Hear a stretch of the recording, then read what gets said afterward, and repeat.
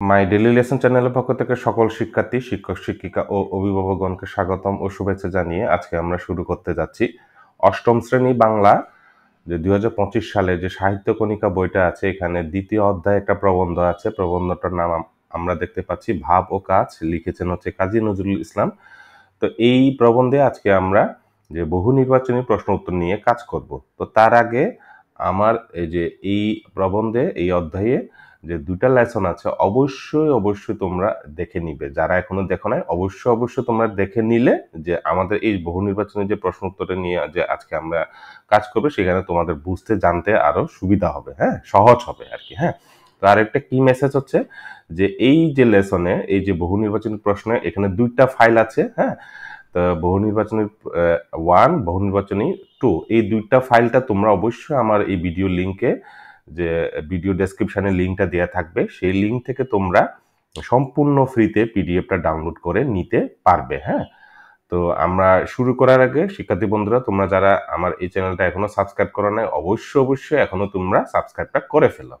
আমরা এখানে দেখতে পাচ্ছি যে প্রথম ফাইলটা আমাদের যে বহু নির্বাচনী প্রশ্ন উত্তর, এখানে মোট 20টা প্রশ্ন উত্তর দেয়া আছে, এই যে আমরা দেখতে পাচ্ছি। তো এখানে একটা বিষয়টা হচ্ছে নোটটা, সেটা হচ্ছে এই যে প্রথম ফাইল যে পিডিএফ ফাইলটা, সেটা আমি কালেকশন করেছি শুধুমাত্র যে প্রথম আলো, তারপর হচ্ছে ভোরের কাগজ থেকে শুরু করে যতগুলো বাংলাদেশের পত্রিকায় প্রকাশিত হওয়া এই যে অষ্টম শ্রেণী ভাব ও কাজ প্রবন্ধে যে বহু নির্বাচনী প্রশ্নগুলো সবগুলো নিয়ে একত্রে করেছি আমি এই ফাইলটাতে। হ্যাঁ, এই যে কাজী নজরুল ইসলাম কত বঙ্গাব্দে জন্মগ্রহণ করেন, এই 1 নম্বর থেকে এখানে 20টা কোয়েশ্চেন আছে।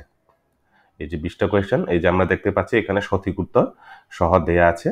তো এগুলো হচ্ছে বাংলাদেশের যে পত্রিকাগুলো আছে এখানে প্রকাশিত হওয়া সকল প্রশ্নটাকে এখানে নিয়ে আসছি। তো এখানে খুব একটা বেশি কথা বলা আর সুযোগ নাই, দরকারও নাই। তোমরা অবশ্যই ডাউনলোড করে এটা তোমাদের ডেস্কটপে, পিসিতে সেভ করে রাখবে। আরেকটা ফাইল আমরা দেখব, এই যে এটা হচ্ছে বহু নির্বাচনী প্রশ্ন 2।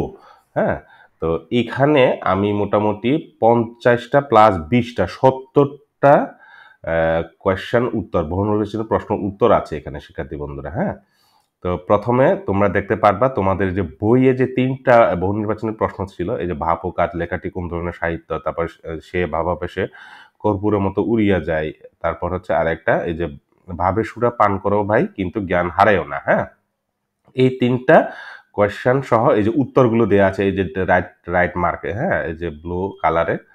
তারপর এইখান থেকে শুরু হয়, হ্যাঁ, আমার এই যে ভাব ও কাজ বহু নির্বাচনী প্রশ্নাবলী পরীক্ষা চূড়ান্ত প্রস্তুতি, এই যে মানে 10টা করে, 1 থেকে 10, তারপর হচ্ছে এই যে 1 থেকে এই যে 10 পর্যন্ত, তারপর হচ্ছে শুরু হচ্ছে তারপর 11 থেকে 20 পর্যন্ত প্রত্যেকটা প্রশ্নের সাথে এই যে টিক মার্ক দিয়ে আছে। তো এখন যে বিষয়টা নিয়ে কথা বলবো শিক্ষার্থী বন্ধুরা, আমরা যদি এখান থেকে যদি শুরু করি। হ্যাঁ, এই যে একটু আগে আমি যে বিষয়টা বললাম যে আমার এই যে আগের যে 2টা লেসন ছিল এই প্রবন্ধে, এই অধ্যায়ে অবশ্যই তোমরা দেখে নিবে। সেখানে যেটা বলা আছে সেটা একটু করে যদি আমি শেয়ার করি। সুপ্রিয় শিক্ষার্থী বন্ধুরা, আমরা এখন এই যে ভাব ও কাজ, এই যে প্রবন্ধে যে বহু নির্বাচনী প্রশ্নগুলো আছে, এই প্রশ্নগুলো কিভাবে পড়তে হবে সেই বিষয়ের উপরে কয়েকটা টিপস আমি শেয়ার করব। হ্যাঁ, কারণ এখানে যতগুলো প্রশ্ন উত্তর এইখান থেকে যে পরে যে তোমাদেরকে শোনানো, এটা কোনো মানেই হয় না। কারণ এটা তোমরা যেহেতু ডাউনলোড করে নিচ্ছ, তোমরা তোমাদের মতো করে একটা পড়ার সুযোগ পাবে। কিন্তু আমার এই জায়গা থেকে এই মুহূর্তে কয়েকটা টিপস শেয়ার করা উচিত। হ্যাঁ, তো প্রথমে যদি বলি এই যে ভাব ও কাজ, এখানে 2টা শব্দ আমরা দেখতে পাচ্ছি। একটা শব্দ হচ্ছে ভাব আর একটা শব্দ হচ্ছে কাজ। তো কাজী নজরুল ইসলাম এই 2টা শব্দ নিয়ে আমাদেরকে কি বুঝাতে চেয়েছেন অথবা কি বলতে চেয়েছেন, এই বিষয়ে যদি তুমি একটু চিন্তা করো নিজের মতো করে, কিছুক্ষণের জন্য তুমি একটু ভুলে যাবা যে তোমাদের অষ্টম শ্রেণী বাংলা বইতে কি আছে কি নাই, কিছুক্ষণের জন্য তোমরা কিন্তু ভুলে যাও। হ্যাঁ, ভুলে গিয়ে একটু তোমার নিজের মতো করে তোমার আত্মীয় স্বজন, বন্ধু বান্ধব, পরিবার বা সবাইকে একটু চোখের সামনে নিয়ে এসে তুমি একটু দেখো কি হয়। মানে আমরা যারা মানুষ, হ্যাঁ, মানুষ কি করে, কোনো কাজ করার আগে চিন্তা করে কি করে কাজ করে। তো এই চিন্তাটাকে বলা হচ্ছে এখানে ভাব, হ্যাঁ, তারপর কাজ। হ্যাঁ, তো এখানে আরেকটা বিষয়, সেটা হচ্ছে বেশি চিন্তা যারা করে তারা কিন্তু কাজে মানে সফলতা পায় না। এটাও কিন্তু একটা মেসেজ আমরা পেয়েছি, হ্যাঁ? আবার কোনো চিন্তা ছাড়া যারা কাজ শুরু করে সেটাও কিন্তু ঠিক না। তো এই বিষয়টা কিন্তু এখানে একদম ক্লিয়ার করে কিন্তু মেসেজগুলো কিন্তু দেয়া আছে। আশা করি শিক্ষার্থী বন্ধুরা তোমরা অবশ্যই বুঝতে পেরেছো। তো এইজন্য ভাবনাটা অথবা চিন্তাটা এমন হওয়া দরকার যে যৌক্তিক হইতে হবে, রিয়ালিস্টিক হতে হবে, হ্যাঁ? তো এইজন্য কবি লেখক এখানে এই মেসেজটা দিয়েছেন যে কোনো চিন্তা ছাড়া কাজ করা ঠিক না। আবার বেশি চিন্তা করলেও কিন্তু কাজ করলেও কিন্তু এটাও কিন্তু ঠিক না, হ্যাঁ?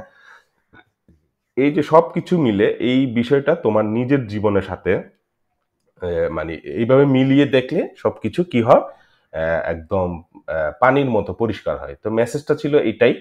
তো এখন আমরা একটু দেখব এইখানে যেমন কয়েকটা প্রশ্ন নিয়ে যদি আমি যদি একটু দেখি সেখানে যেমন এখানে দেখতে পাচ্ছি আমরা এই যে ৬ নম্বর একটা কোয়েশ্চেন আছে যে ভাব দ্বারা কি করা যায়? ভাব দ্বারা হচ্ছে মানুষকে মাতিয়ে তোলা যায়, হ্যাঁ? তো এখানে আরো এই যে ৩ টা উত্তর আছে, হ্যাঁ? এই ৩ টা উত্তরটাও তোমরা কিন্তু অবশ্যই আমরা কি করি যারা এই ধরনের বহু নির্বাচনী প্রশ্ন এমসিকিউ যখন আমরা পড়ি তখন এই যে বাকি ৩ টা অপশন যেটা আছে এটা কিন্তু খুব একটা দেখা হয় না, হ্যাঁ? এটা কিন্তু অবশ্যই তোমরা কিন্তু দেখবে। কারণ এইখান থেকেও কিন্তু তোমার অনেক ধরনের যে কোয়েশ্চেন আসতে পারে, হ্যাঁ? তারপর আমরা আরেকটা যদি এখানে সবগুলো পড়ার কোনো দরকারই নাই যেহেতু তোমরা ডাউনলোড করবা এখানে। তো তারপর আরেকটা আমরা দেখতে পাচ্ছি এখানে এই যে দেখো ১৫ নম্বর হুজুগে মাতিয়া শিক্ষার্থীরা কেন সফল হয়নি? তো এখানে উত্তর কি বলা হচ্ছে তারা পরিকল্পনাহীনভাবে কাজ করেছে, হ্যাঁ? তো শিক্ষার্থী বন্ধুরা এখানে একটা জিনিস তোমরা এই ধরনের শব্দগুলো দেখো হুজুকে মাতিয়া তো অনেকের কাছে এই যে শব্দগুলো কি হবে কঠিন মনে হইতে পারে, হ্যাঁ? আসলে মানে এটা কিন্তু কি বলা হচ্ছে এখানে মানে এই যে পরিকল্পনাহীনভাবে কাজ করেছে বলে সফল হয়নি, হ্যাঁ? তো একটু আগে যেটা বলেছি পরিকল্পনা মানে হচ্ছে চিন্তা মানে হচ্ছে ভাবনা, হ্যাঁ? তো একটা মানে শব্দগুলো কিন্তু আলাদা কিন্তু অর্থ এক। পরিকল্পনা করতে গেলে কি করতে হয়? চিন্তা করতে হয়, ভাবনা করতে হয়, হ্যাঁ? শুধু পরিকল্পনা করলে তো হবে না, কাজও তো করতে হবে, হ্যাঁ? তো এই মেসেজগুলো আরকি, হ্যাঁ? তো এটাই। তো অনেকে আছে যে এইখানে আমরা দেখতে পেয়েছি যে চিন্তা বা ভাবনা করে কিন্তু কাজ করা হয় না, হ্যাঁ? তুমি সারা জীবন চিন্তা নিয়ে পড়ে থাকো কিন্তু কাজ শুরু করলে না তাহলে কিন্তু হবে না, হ্যাঁ? তো এই যে মেসেজগুলা তো এখানে আমরা সবাই ক্লিয়ার মোটামুটি একটা জায়গায়। তারপর যদি দেখি এখানে ২০ নম্বর কি বলা হচ্ছে লেখক কাদের মহাশত্রুতা হিসেবে দেখিয়েছেন? তো যারা কেবল ভাবের চর্চা করে এই যে, হ্যাঁ? তো এখানে তারপর বাকি উত্তরগুলো কি আছে? যারা সত্যিকারী কর্মী, যারা নিঃস্বার্থভাবে কাজ করে, যারা সমাজে পরিবর্তনের চেষ্টা করে।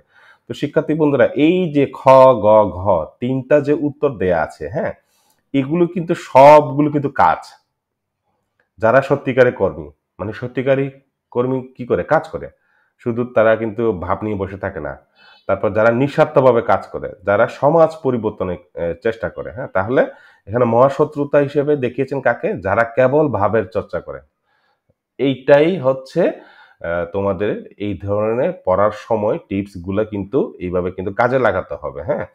তো একটা বিষয় না বললে নয়। কারণ হচ্ছে তোমরা সবাই জানো আমি এই ধরনের লেসন যখন করি, মোটামুটি এই লেসন থেকে মিনিমাম কিছুটা হইলেও শিক্ষার্থীরা একটা মেসেজ হইলে পাবে।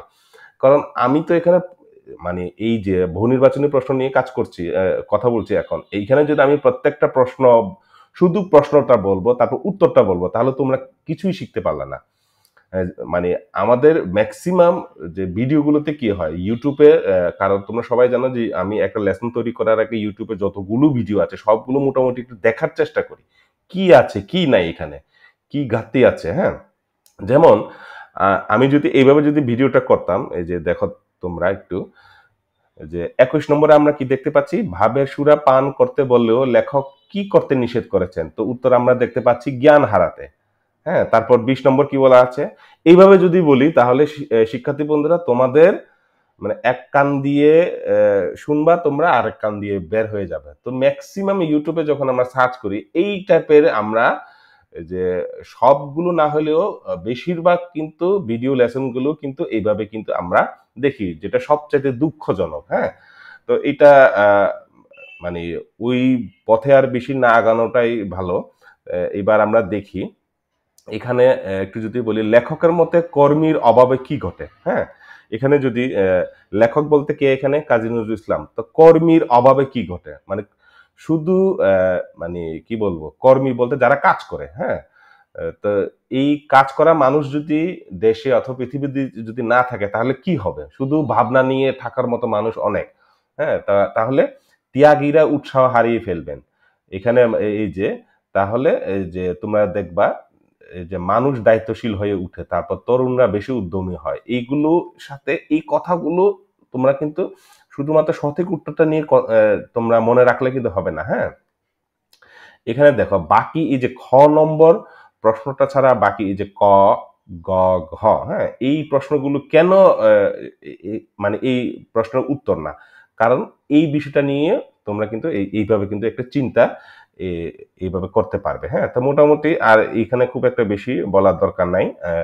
তো এই টিপস গুলো আশা করি শিক্ষার্থী বন্ধুরা তোমাদের অবশ্যই কাজে লাগবে। হ্যাঁ, তারপর এখানে এই যে 50টা বহু নির্বাচনের পরে কিন্তু আমি আরো অতিরিক্ত 20টা কিন্তু দিয়েছি। হ্যাঁ, তো এই 20টা হচ্ছে শিক্ষার্থী বন্ধুরা, এই 20টা নিয়ে কোনো কথা বলার সুযোগ নেই, কারণ হচ্ছে এটা হচ্ছে পুরো জ্ঞানমূলক। হ্যাঁ, মানে এই জ্ঞানমূলক যে কথাবার্তা নিয়ে তোমরা শুধু পড়বা, মনে রাখবা। যেমন ভা প্রকাশ প্রবন্ধটি কোন গ্রন্থ থেকে নেওয়া হয়েছে, এই যে যুগ বাণী, এখানে আর কি বলা। হ্যাঁ, তো এই বিষয়গুলো যে মনে রাখা আর কি। তো আজকে এখানেই শেষ করব। তোমরা অবশ্যই ডাউনলোড করে ফেলবে। এখানে 2টা ফাইল আছে, আমার এই ভিডিও ডেসক্রিপশনে লিংকে দেয়া থাকবে। এখান থেকে তোমরা 2টা ফাইল ডাউনলোড করে তোমাদের ডেস্কটপে পিসিতে সুন্দরভাবে রাখবে। তো এটা কিন্তু আমি 100% গ্যারান্টি দিয়ে বলতে পারি না এটাই পরীক্ষা আসবে, কারণ হচ্ছে এটা একটা নমুনা অথবা স্যাম্পল হিসেবে আমি দেওয়ার চেষ্টা করেছি। হ্যাঁ, তো আজকে এই পর্যন্ত। সবাই অবশ্যই ভালো থাকবে। অসংখ্য ধন্যবাদ।